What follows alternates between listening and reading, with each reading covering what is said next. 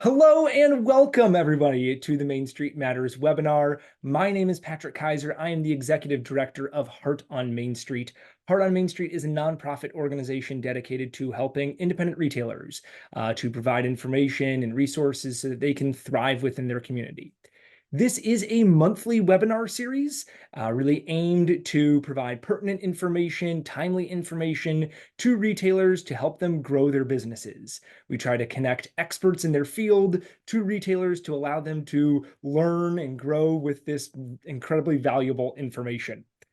So however you found us today, thank you for being here. You can register for any future webinars through heartonmainstreet.org. You can also see any previous webinars that we've had on there as well.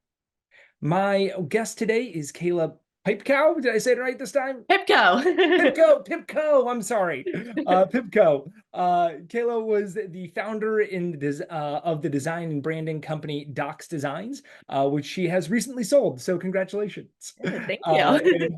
Embarking on new endeavors to be your branding buddy. So we can certainly talk about that and how they can reach you as well, but really trying to make your brand as bold as you are. So Kaila, thank you so much for joining today. Yes, thanks for having me. I'm excited to talk all things branding. Woo, all right. So today we're talking about creating design and branding elements and how retailers can really create consistency with their brand and have that be a representation of themselves. Kaila, I heard you speak at the Whiz Bang Retail Summit, Success Summit back in June, and honestly was blown away by what you're doing with retailers, the information that you were able to provide. So again, thank you so much for joining today, and I'm excited to learn. Yes, thank you so much, Patrick. I'm excited to chat with everyone. I'm going to go ahead and share my screen real quick. Let me know if that pops up and you can see that. Yes, we can see that. Okay, perfect. Want me to take it away? Please, yeah. Awesome. Hey, everyone. As Patrick mentioned, my name is Kaila, or as I like to call myself, your branding buddy. I founded Docs Design, an all-woman-led design studio about 6 years ago. I'm also a dog mom to 3 furry dachshunds, but more importantly, I'm a speaker and educator about all things branding. As I mentioned, I founded Docs Design. We were a full service branding studio that primarily focused on helping retailers really have their brand story shine through the visual assets that our team created. So we worked with over 200 brands, helping them bring their brand to life. And I just recently sold it this year. So it's still fully functional, but I'm focusing on a new endeavor of being a mom. So that's my little one, Winter, right there. And really putting all my efforts into educating and speaking about branding, which is what I'm going to do today with you guys. So enough about me. I just like to give a little intro since you're going to be hearing me talk for the next 40 minutes. But we're here to talk about you and your brand today. And I'm so excited. But before we dive into that, I want to clarify what brand means when I'm talking about your brand. Because it can mean a lot of things. We have brand strategists, we have your brand's mission, your brand's impact, your marketing, your promotion, your brand's community. All of those things are parts and pieces of your brand. But what I specialize in and what we're going to be talking about today is the visual aspect of your brand. So how we're visually communicating all of those things that make up your brand. And a lot of people think that this is like a nice to have. So they'll start out with a really quickie logo in Canva, or maybe they'll have their like friend's cousin make something really quick for them. And I see it all the time where when they're starting out, it's enough to get them off the ground. You know, we all have to start somewhere. But the moment that someone else comes in that has that visual brand down is really in their point of view of who they are, they start to lose customers and brand loyalty. So I always like to say, like, what is that lasting impact that you are looking to make in your community, with your store, with your customers? And that is your brand. And we're going to talk about today how you can visually start to communicate some of that. It's definitely more than, the colors and the fonts and all of that. We're going to talk about how you can pick all of that. But the really important part and where we see our retailers succeed is connecting. So actually having some purpose behind the colors you're picking, the fonts you're picking, because your brand is your legacy and it's how you're remembered when you leave a room. So I always use the analogy that, like, the holidays are around. Say we're all at a holiday party and someone walks in the door and they're in a fully decked out ugly Christmas sweater, and you're like, oh, that's a fun person, I want to talk to them. And the next person walks in, they're in a fully glittered sequin dress, and you're like, ooh, fancy. So start to think about your brand like that. It's almost like the clothes you're wearing. It's the first impression you're making when you enter a room. I love that because it's also like you could probably tell a lot from their personality and who they Exactly. are just from looking at that. And you're like, oh, that's a Absolutely. fun Yeah. person. And Or one of my favorite things that I is visually a lot is communicated before people even read words. So people spend so much time on, like, what's my brand story, and typing the about page and like coming up sure. with fun little event names. But if you are just taking that and like typing it on a white piece of paper and putting it up, or you're not putting like the consistency of your brand there, you're not really wowing people, and you can really miss their attention because you're not putting the effort into the actual visual communication of it. So this is kind of a quick little example of a nutrition store and coach that we rebranded. So to the left was their brand before. Again, just kind of had a quickie logo that she put together. Wasn't really consistent in the colors she was using, the font she was using, the imagery she was using on social media. So to the left was her current experience, and to the right is the rebrand that our team went through.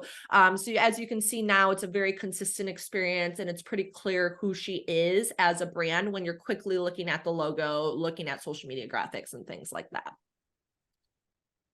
Okay, so how do we speak to your customers? How do we wow them? How do we make a lasting impression for your brand? I'm going to walk you through the steps that we used to do at Docs to actually rebrand companies.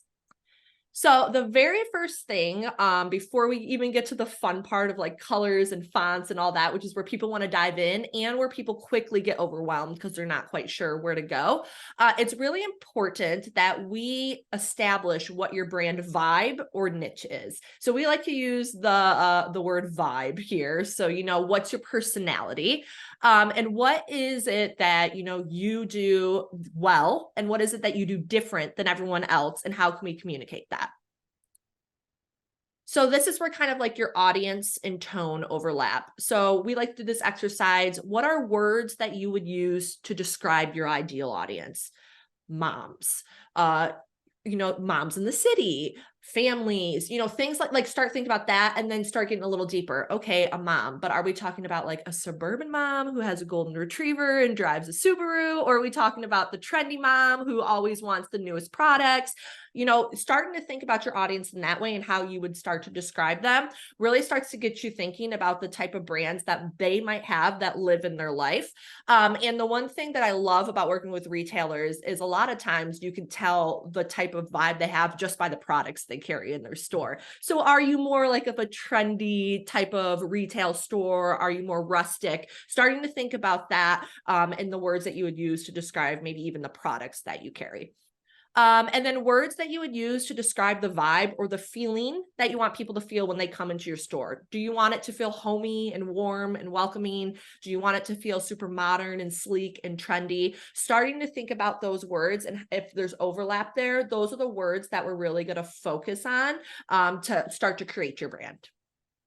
So, Kayla, a question popped up, and maybe we can answer now, or maybe we can have kind of for the end, but just want to put it in your head Yes. to think about. But Margaret asks, how do you use brand colors during holidays on flyers and different Good things when your colors question. don't go with the holiday? They're not red or green, they're Yeah. more of a pink and blue. Well, it's kind of funny you mentioned that, because as I go on to the next slide here, I'm going to start talking about this brand. As you can see here, they have a holiday promotion Oh, password. perfect. Now, Yeah. granted, she did have green in her color palette, but you can use your brand colors, and I would highly suggest to use your brand colors with elements that give the holiday. So like, for example, she used like gray was a really popular color for her. So she used like gray snowflakes in the back, but like you could use like blue snowflakes in the back or pink. I think that flyers and stuff like that that are really successful is when retailers continue to use their brand, because essentially that color is going to be part of your visual language. So think of like Tiffany's or Home Depot, who uses their blue and their orange. The more you use that color over and over again, your customers are going to start to associate that color with you. So I mean, you can every now and then like throw in a dash of another color, but I like to see when retailers are using their colors. So I would just focus on maybe the elements you're using in your design. Like, is there some sort of illustration or pattern you could start to work in that starts to give some of that holiday feel instead of like completely revamping your color palette? And one thing, just kind of add to that, and yeah, I'm not the expert here, but I was at a retailer last week in Michigan, and they were pink. They were pink and tinsel and bright. That was definitely their feel. But they used pink nutcrackers and pink Christmas trees, Mhm. and incorporating that. And we often think of Christmas and in the holidays as green and red, but you can go outside of that. It can expand to other colors too, and you can do other fun things with the holidays outside of Absolutely. And it the. gives you more, it starts to really establish your brand and like have a really unique point of view. Like I'm sure if you go into that store and it's all pink and tinsel, you don't see that every day. And you know that that is who they are in their brand, and that stuck out to you because of that. Absolutely. Like, yeah, that was their brand. You could tell Yeah. I hadn't seen it any other times of the year, but I'm sure throughout the year, like that is their brand. That's them. Is that bright, sparkly pink? Yeah, absolutely. Yeah. I love that. It's a great example. We're going to talk a little bit more about colors too here in a second, but kind of going back to the brand vibe in the audience. So this is one of our retailers over in Grand Rapids, Fido and Stitch. They're a pet store. You'll see we used to work with a lot of pet stores because I'm a huge dog person. So if you have any dog pictures, feel free to drop them in the chat. But this was Fido and Stitch. So their big thing was all about energetic pet parents, and they really focus on pet nutrition and grooming. So they want their pets to feel loved and fulfilled. So because they kept using the words like energetic dog, energetic like people, we really wanted to kind of obviously have a colorful brand. We weren't going to use something that was like super muted. But as you can see here, the whole brand, from the website to the signage to their promotions to the bags they give out, it's all very consistent and very clear like what their point of view is.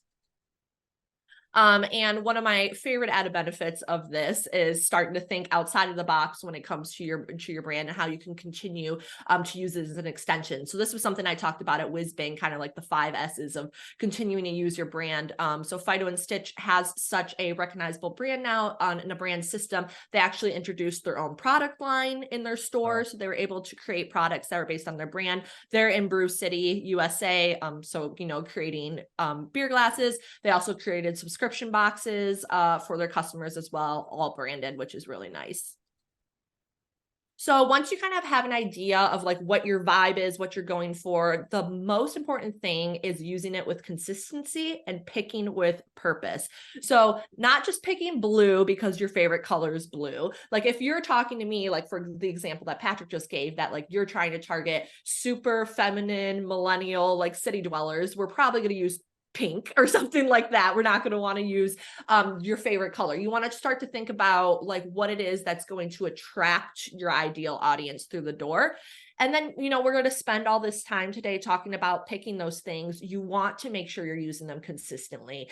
So don't spend all the time picking your colors, picking your fonts, illustrations, patterns, and then like kind of sort of using them, like maybe put one on your website, one this. We want to make sure that the entire brand experience that a customer is doing with your store, whether that is they found you on social media, they shop on your online store, they go to your store, they see your bag down the street. You want to make sure that all of that is visually connected, because they're going to start to associate all of those things with your brand. So colors, we already got a question on color. This is usually what I get the most questions on. So I'm sure at the end we'll have a lot of questions. So we want to pick colors with purpose. I'm going to be talking about a Chicago kids store that makes all of their own t-shirts. I'm actually wearing one.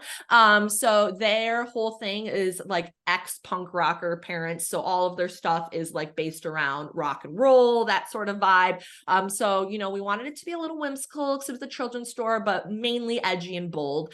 So, the colors that we picked, we made sure they were punchy and they kind of had that really like, primary kid, but with a twist, kind of having some of that edgy and bold punk rock look.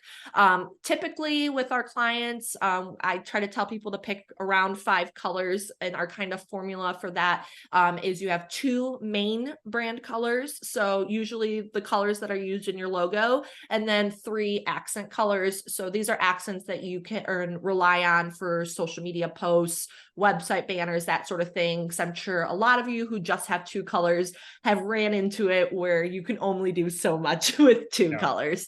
So having those like 3 extra colors on the side that are used as accents, whether that's like the button on your website or, social media background, it's really nice to have those in your back pocket. And then we want to use them consistently. So if you do not know already, every color has a hex code that is associated with it. So if you are a Canva lover, even if you look on your website, there's a ton of online resources you can use. Write down those hex codes so you are using them consistently. So it's not kind of sort of the same shade of red. It is the exact same shade of red everywhere. Because the more consistently you can be with that, I have clients who use them in their Instagram stories over and over again, the more that your customers will start to associate that color with you. And the same goes with fonts. So typically I like to tell people to pick 2 brand fonts, one that will be used as their headline font, so bigger, bold copy, and then one that's a little bit more legible for body copy. And if you want to get real crazy with it, at Docs, we will sometimes throw in a 3rd font called your accent font. So this is like something that maybe is used for just events, or if you're having a sale or holidays, kind of, it's a font that has a little bit more personality to it that can be used for call outs and things like that to break up some of the designs. This is kind of just a quick overview of the 4 different types of fonts that there are to pick from. There's serif, which is typically like your more professional looking font. So think like the Times New Roman of the world. There's sans serif, which is the more modern ones. And then display, which is the ones that have a little bit more personality. These are the ones you can get a little bit more fun with. And then script or handwritten, which should be used primarily as like headline or accent, used very sparingly. You don't want your entire about us paragraph written in script because it's going to be really hard for people to read it. Font is always something I've struggled with. I hate to keep interjecting, but like, No. how do you determine a personality? I mean, certainly you can with a couple of these that I'm seeing, but Yeah. how do you really kind of get I don't know, you see fonts, how are you determining It is an personality? art. Let me tell you, Yeah. when I was in college, I had to take 5 typography courses. So it is Okay. like a massive subject. I typically start with like the serif sans serif route. I'm like, are you a more traditional brand or are you a more modern brand? Are you going for like a more professional, natural vibe, or are you going for like a more modern and sleek vibe? That's kind of like the easiest determination, I think, between the 2. So, for example, I think you guys having like a serif in your logo makes a lot of sense. Like you're a nonprofit organization, you guys are education, your guys are more like homey and like personable. So I love that for you guys. So I would say that's probably the easiest like decision to make is like between those 2. Typically I'll use serif or sans serif just for the body copy. And then for the headline font, I try to use something that has a little bit more personality to it, just so you can stand out a little bit more, because, if you're using something like Helvetica, where like a lot of brands use that, it can be hard for your customers to start to determine your brand versus someone else's brand if they're just seeing fonts and colors. So, spending some time on websites like My Fonts, Creative Market, there's a ton of really cheap ones where you can look and try to find a font that like resonates with your personality. Like if you are trying to go for a more edgy, bold look, maybe something like this, that the font's like a little bit more bold and like wavy, or if you're trying to go for something that's like a little bit more sleek, something maybe that's a little bit more handwritten would work. So this is definitely, I would say, the hardest step for our clients is narrowing down the fonts. But if you want to make it really easy on yourself, I would just stick to like the serif sans serif department. Gotcha. Because there's so many, right? There's feels So like many. 1,000 different fonts, and it's like, all right, which different script one is the right one for my brand? Yeah. I get decision overload on that. And Lost down that's, the rabbit hole. Yeah, I yeah, think the most important thing is to keep coming back to those words, being like, okay, I said that what really resonates with me is bold, and like I want to be a bold brand, and I want to be bold. So like bold fonts, like starting to think down that rabbit hole, I think would help a little bit more, like putting some parameters on yourself for sure. gotcha. Okay, so fonts and colors are usually where people stop, but the secret sauce of what I like to do with my clients is what we call your visual brand toolkit, or your brand elements. So this would be the patterns, illustrations, textures, the other kind of little brand elements that you would bring to the table. A lot of times, this is what brands are missing if they're trying to put together signage or a business card and they just have colors and fonts and they're like, something's missing, it looks flat, the design's not working. It's usually this piece of the puzzle that is missing. So one of my favorite things to do is to create custom illustrations and patterns for our clients. So this was Rockaby, the children's store in Chicago. We created this really fun musical pattern, but kind of gave it a kid twist, created some brand icons for them. It's now used throughout their signage in their store, their website, their shipping boxes, their shopping bags. So as you can imagine, looking at this, if it was just the fonts and the colors, it would be pretty flat. There wouldn't be a lot of visual interest there. And the kind of added benefit to these brand elements is you can start to communicate what you are as a brand and what you do. So one of her issues is when people were walking by her storefront, she didn't have any signage or really anything, or window clings, as people weren't really aware that it was for kids. So us being able to create these icons and these little things with a little bit more whimsy, she now has this really fun like window display using the pattern. And so people catch it and they see the musical instruments, they see the things, then they go in, they're like, oh, this is so cool. Like this is a brand made for like music lovers. I love it.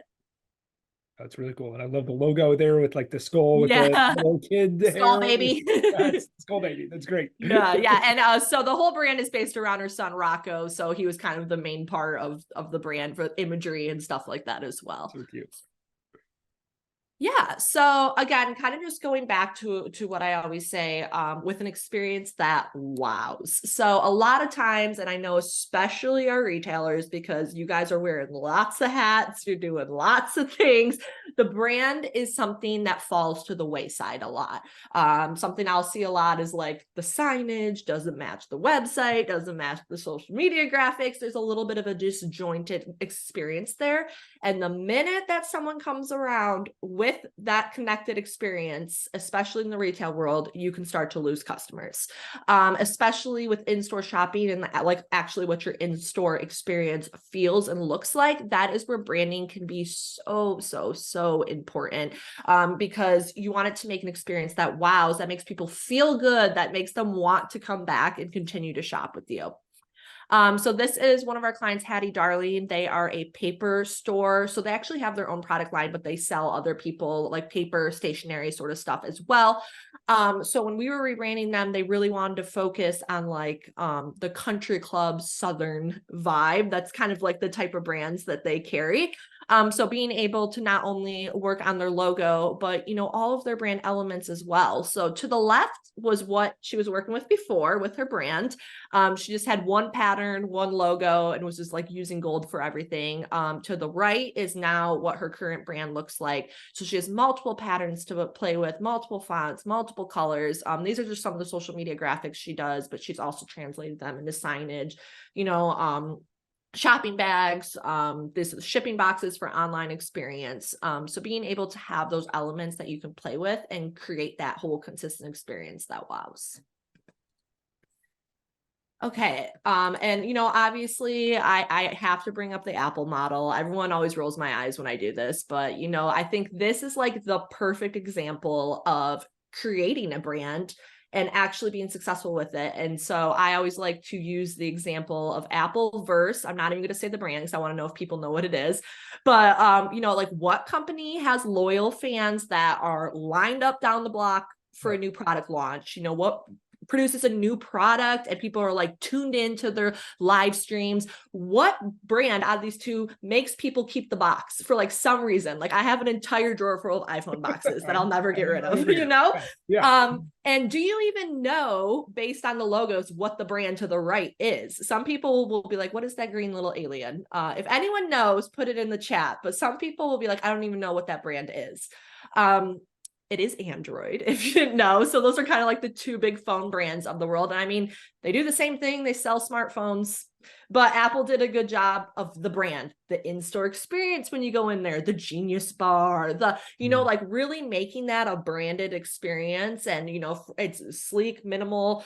Their packaging represents that. Their website represents that. Their social media graphics represent that. Every campaign event they put out is very on brand.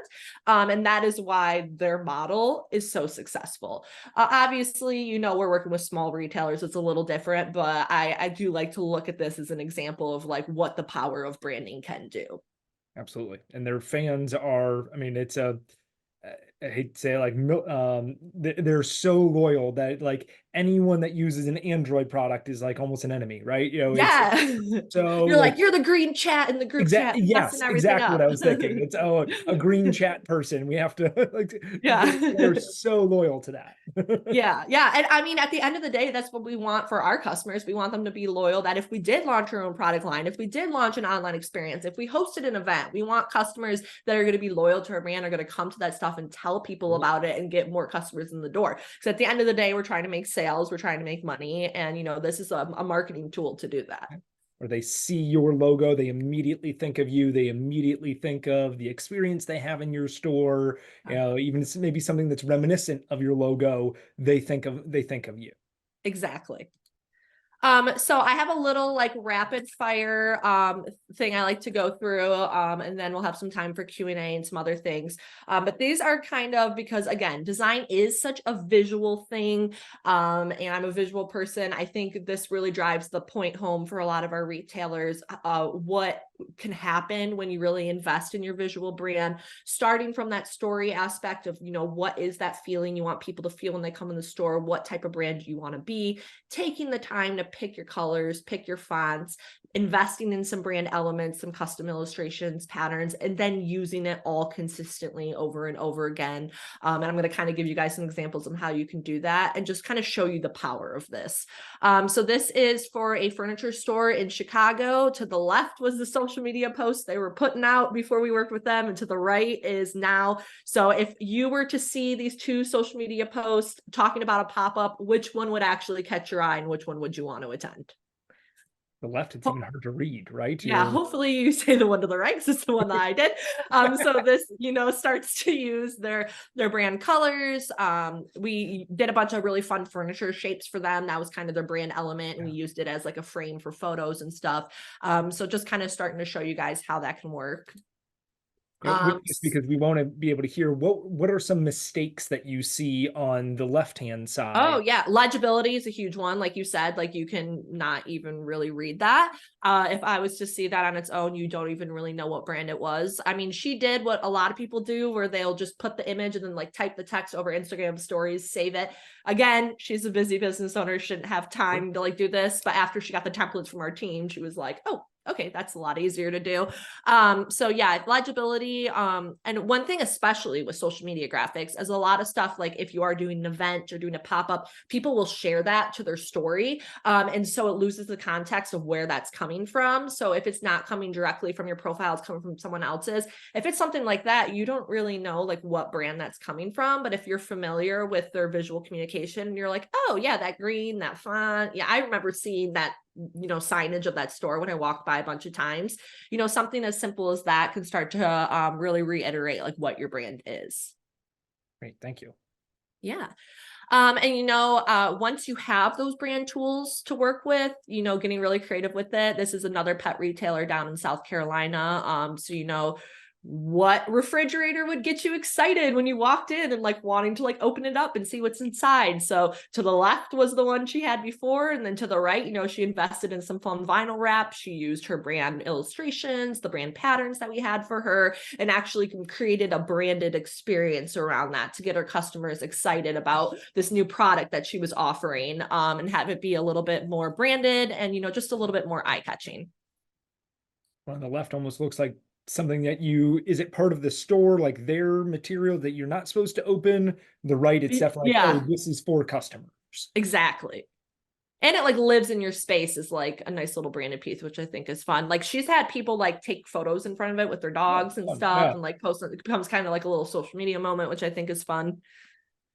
And again, this is a retailer actually in Denmark, so she is in Europe, but this was her store to the left. She kind of have like overwhelming amount of product. It was not very easy to shop. She had no signage whatsoever. To the right is now their cash wrap. So when you walk in, you can see they have their brand pattern on the back.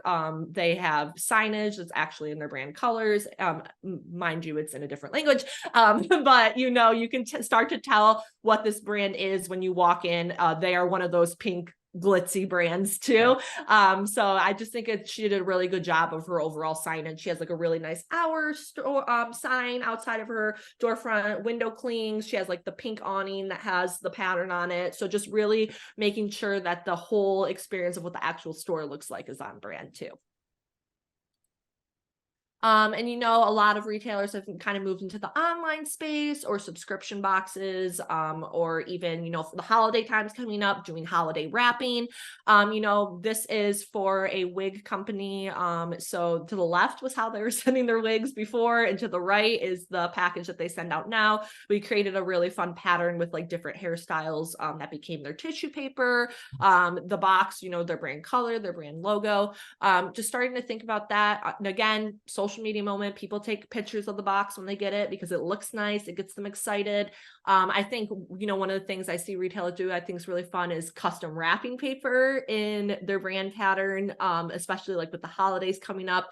We have one dance store over in San Francisco, and we created this really fun like dance shoe pattern, and she made wrapping paper. And then for Christmas, she put like a bow in the middle of it to like make it just like more of like a holiday festive one. So it's still on brand. And so when people are like getting their holiday gifts for her, it's wrapped in her brand, but like not in a gaudy way where it's her like logo plastered everywhere. So it still feels nice.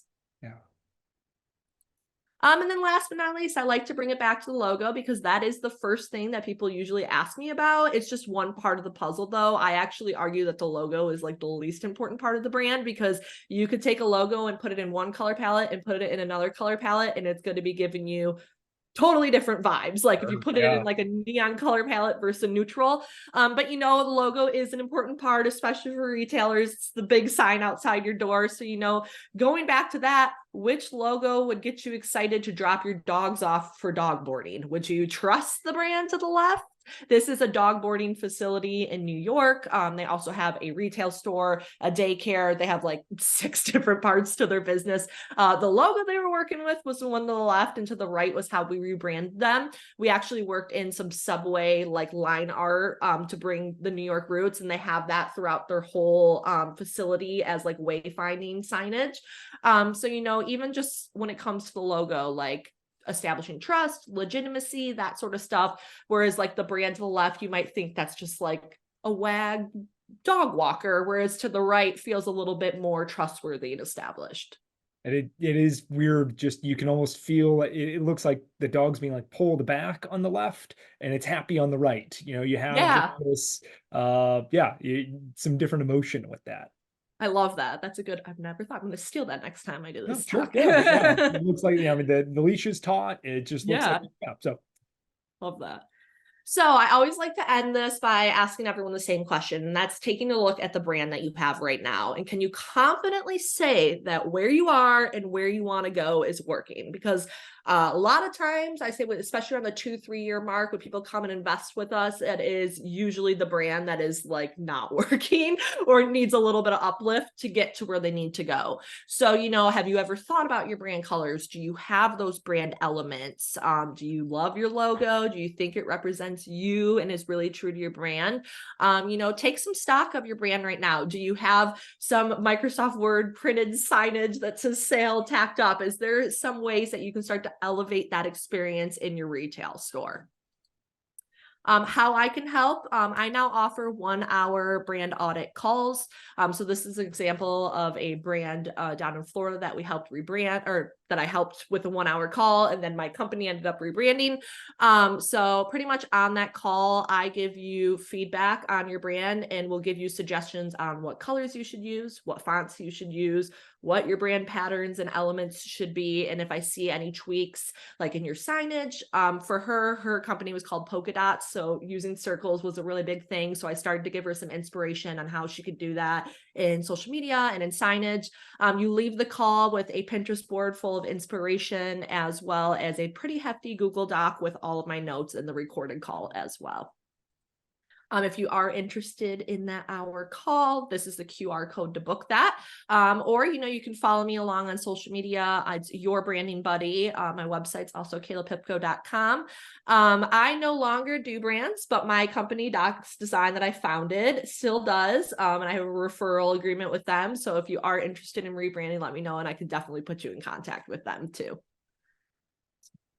So if a retailer was looking, all right, I recognize there's maybe things I want to redo. Where do they start? What is the number one thing that they should look at to start this process for themselves? Yeah, so I'm obviously going to say the hour call with me, because we do a nice little brand audit. And I think that a lot of our retailers will leave those calls feeling a little less overwhelmed, because I kind of lay it all out for them. So I essentially do that for them. Okay. I do the brand audit. I'll take a look at everything they have. I'll do the audit and give them the notes of what they need to work on, and kind of give them clear next steps of ooh, your colors are really all over the place, and that's something that really needs work. Hey, your logo actually really isn't that bad. I'd maybe make a couple of these little tweaks, and you have this really fun thing, like for you, for example, like the heart. If you were a retail store, I'm like, oh, that's something that could be super cool. Like, could we use that heart shape as a signage shape, in the Sure. open Yeah. sign, things like that, and starting to give some of those creative ideas that they can implement. The one brand that I just shared, Polka Dots, she actually ended up implementing everything herself, because it was so clearly laid out, and I gave her all of the things that she needed to do. So I do think it's a nice budget friendly way, where it's if you aren't ready to fully reinvest in the brand, but you want to start somewhere, you can. And then obviously, hiring a professional to actually do the brand. I can't tell you how many horror stories when I was running Docs I would have of retailers who hired someone off Fiverr or hired a freelancer and didn't get good results, or just got ghosted and never got, so really making sure you're vetting who you're working with, and, hiring professionals. Obviously, you guys are already doing the right first step being on this webinar, because organizations like you guys are putting reputable people in front of retailers. So I love that. Yeah. What are some resources? So you mentioned before Canva. For those, hopefully, Canva I feel is becoming a lot more well known, but Yeah. I really do like Canva. If you guys don't have it already, I would definitely invest in Canva Pro. There are thousands and thousands of templates. It can get a little overwhelming, like you said, you're Yep. whoa, there's so much here. But if you need a business card, an event poster, a signage, there's so many designs you can search for. And having that brand vibe word can help, because you can type in bold event flyer, and a bunch of templates will pop up. And then all you need to do is just swap the colors and fonts for your brand. So I do love Canva for actually looking for some of these parts and pieces, like fonts, illustrations, patterns. Creative Market is another really good one. There's a ton of illustrators and stuff that will put their work on there that you can actually purchase and license to use for your brand. So maybe you don't want to hire someone to make a completely custom pattern, but you need something. There's stuff on there for you to use as well. Excellent. Yeah. People, as we're talking here, if you have other questions, please feel free to put them in the Q&A, put them in the chat. Any questions about your specific brand, even, I'm happy to answer. Different things that you all are going through. As we're just talking here, we'll wait for some people to enter in. What are some mistakes? I always kind of want to start there from so people can kind of recognize Yeah. where they maybe if they need a change. So what are some mistakes Yeah. you've seen retailers make, or that that yeah you've seen in your time working with retailers? Yeah. I think two things. A, the lack of a brand. So I've seen it before where they'll just have a logo and they'll be like, that's my brand. I'm all done. And it's Mm, like you can only do so much with that. Like, for example, if you're trying to make a fun bag, if it's just a white bag with your logo, that's not very fun or exciting or engaging, you know? So I, memorable. I Yeah. think a lot of times people will just like stop with the logo and be like, I'm done. So kind of missing all of those parts and pieces, I would say, is a very common mistake. And kind of injunction with that, not really taking it seriously or putting it last. So be, and like I said, I understand because retailers, whew, hats off to you guys. Like, I know you guys got a lot going on. They're like, the last thing I care about is what the sign looks like right now. But Yeah. yeah, but being able to, step back and kind of like take a moment. Maybe you have a younger employee who's like really like into, Canva and the design. Like, can you start to, work with some of them, make some templates, like sit down, take a second, start to write down some of that stuff, make some templates, and you will be surprised how much faster you are actually able to do that stuff and how much more consistent it looks. Because, I've had retailers that come to me that have been open 20, 25 years, and it almost becomes a harder and bigger problem to solve because they have like 8 different variations of the logo, and this van is wrapped this way, and we have bags ordered with this, so like the longer you keep putting the problem off, it's kind of like a band-aid solution until it becomes so for example, we had one client, they were going to open up a second location, and they're like, oh, like we're actually opening up the second location, so we should try to make it look nice, and like what color should we use for the wall and stuff. And it was like they had put the brand off for 20 plus years, that it almost became like too overwhelming of a problem to solve. So I think like the sooner you can solve it, the better. Or, even starting out, just having like 3 or 4 colors you're using, being consistent with those fonts is really helpful. Yeah. You've mentioned a couple of different places, but where should your brand show up? You talked about signs, you talked about Yeah. So social media. we have the 5 S's, which is the talk you heard at Whizbang. I mean, if you have it, you should brand it, is like my philosophy on Well, life. everywhere. Yeah. Yeah, like even that like fridge, for example, that was something my client did all on her own. I didn't even like create that. She just was like, oh, this fridge looks boring in the corner and it's all white, so I'm going to brand it, but I think the most important, like the kind of 5 S's we say, are signage. So the front sign of your store, if you have windows, like what do those window clings look like, the price signage when you walk in, your cash wrap, what that whole experience looks like, sales and promotions. So if you are doing any sort of like sale, is there a way that you can put your brand spin on it, like the signage, the punch cards you put out, making sure that's all branded, shipping / the bags of your store. So anything that's leaving your store, is there a way for you to brand it? If you're shipping people stuff in line, can you use branded packaging tape? Can you put a sticker in there for your brand? Is there a thank you card that's branded? And then social media. So your social media graphics that you're sharing, your Facebook profile photo, your Facebook cover photo, Yeah. is that branded? I've seen retailers use like a blurry photo of like the picture of their store as their The profile storefront. Yep. photo. See It's that like, all the time. Yes. yeah, can you like use your logo? So then when people see the logo on your store, they know to put 2 and 2 together. So those are kind of like the places that I would say are the most important. And then website too. So if you have a website, making sure that you're using your colors, your logo there, you want people to feel like they've landed in the right page when they've come across your digital presence. That was one that when I heard you speak in Grand Rapids, but from the social media, I'll go when I'm looking at retail stores, I'll go to their website, logos there, they have it, and then I'll go to like their Instagram, and it's a picture of their storefront. And like, is this the right one? Is this the Yeah. same?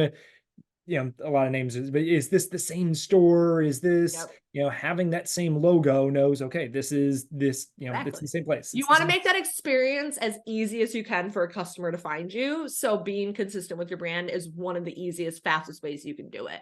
One analogy I always use is like when you're going down the highway looking at billboards, like you don't really have time to read what's on there, but like if you see a certain billboard, like for us, we have a lawyer that like advertises everywhere, and it's like this purple and yellow, and it's like every time you see a flash of the purple and yellow, you're like, lawyer. So, you know, something like that, being able to have that as a visual cue for your customers is really helpful.